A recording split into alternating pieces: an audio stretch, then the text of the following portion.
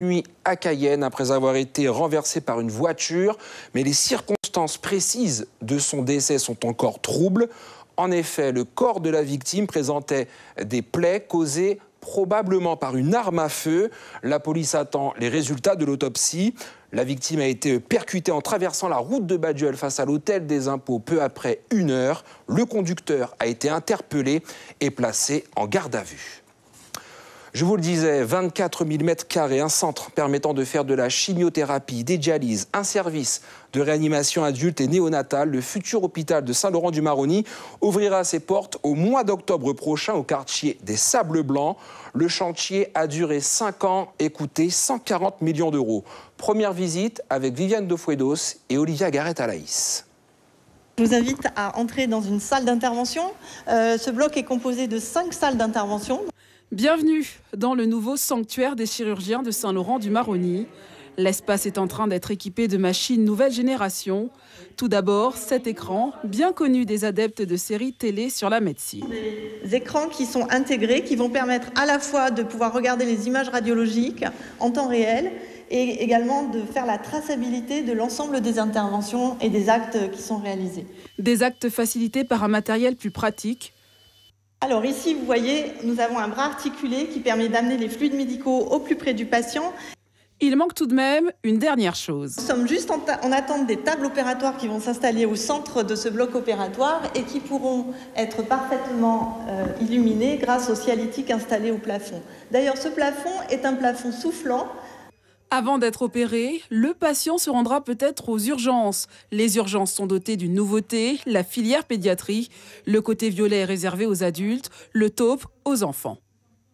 Avant, tout le monde se retrouvait dans le même couloir ? Alors oui, bien malheureusement. Désormais, en plus, dans ce nouvel établissement, une unité d'urgence gynécologique, un service réanimation adulte, un autre néonatal, la possibilité de faire des dialyses. Les souffrants de l'Ouest n'auront donc plus à rouler durant 3 heures jusqu'à Cayenne, 2 à 3 fois par semaine. Les malades du cancer pourront, eux aussi, se faire soigner. Pas de chirurgie, non, mais de la chimiothérapie. Pas de service neurologique non plus, mais une filière mise en place avec Besançon. C'est-à-dire que les patients qui arriveront ici pour un problème d'accident vasculaire cérébral, par exemple, seront pris en charge aux urgences du CHOG. Un IRM sera fait, les images seront transférées à Besançon, analysées à Besançon, et c'est à partir de là que le CHU de Besançon nous diront les traitements que l'on doit faire. Passons maintenant à la prise en charge de la femme enceinte et de son bébé, l'une des plus grandes fiertés du CHOG, centre hospitalier de l'Ouest guyanais. Mais avant, retour dans les anciens locaux, où les ascenseurs sont souvent les témoins de tous les exploits. Cas pratique, une femme devant subir une césarienne en urgence, top chrono. En cas de complication, la salle d'accouchement, elle est située ici et le bloc opératoire est situé au rez-de-chaussée.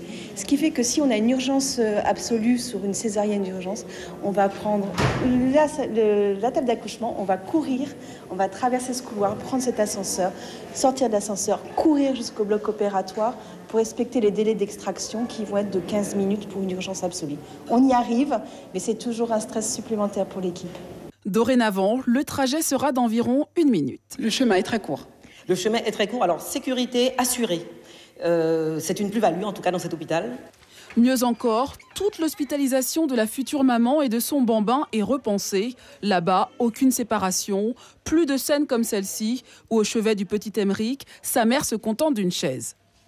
Au niveau des chambres elles-mêmes, elles seront nettement plus spacieuses et nous pourrons mieux accueillir les mamans, mieux les installer, puisqu'à l'heure actuelle, elles sont plus souvent sur des chaises ou